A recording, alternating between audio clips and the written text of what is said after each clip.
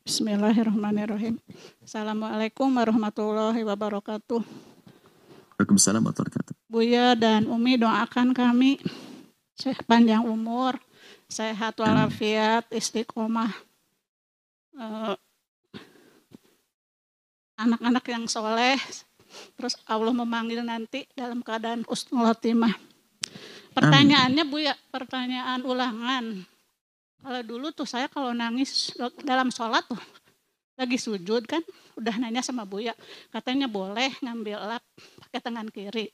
Nah sekarang kok semakin parah tuh Buya, baru berdiri aja masih berdiri tuh, masih Fatihah, air mata tuh sudah ya Allah, bukannya hanya berlinang tuh Buya, jadi banjir aja, terus dibarengin sama ingus gitu ya kalau nangis tuh.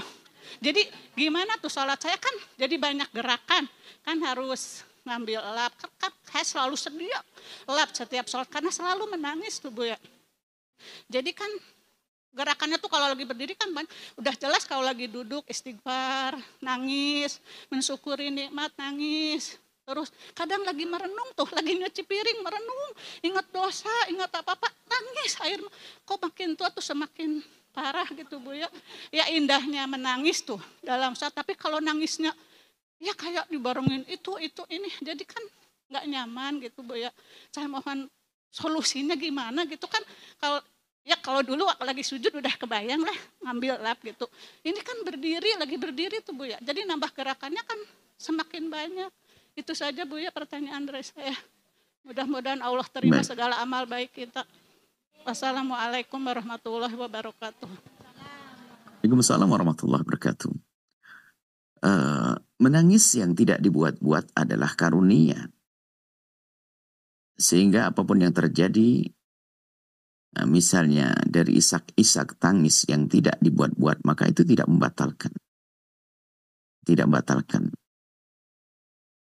Kemudian dengan catatan kita tidak, mohon maaf, tidak menelan tetesan air mata. Air mata kadang ke mulut lalu kita telan, menjadi batalnya karena menelan. Ya seperti itu. Adapun cara mengusapnya tentunya ya diusap supaya mungkin diusap. Kalau tidak sampai ke mulut, tidak masuk, tidak perlu diusap. Biarkan ia jatuh. Cuman khawatir masuk ke mulut lalu tertelan, Anda usap. Dan cara mengusapnya pun adalah boleh berulang-ulang asalkan tidak dengan 3 gerakan berturut-turut. Anda cukup diam. Sekali. Diam.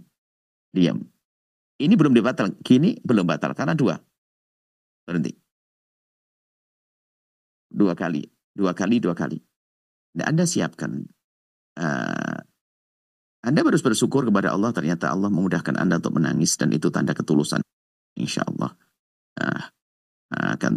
Jika itu urusan kepada Allah, tangis Anda harus Anda tindak lanjuti dengan tadi Anda sadari.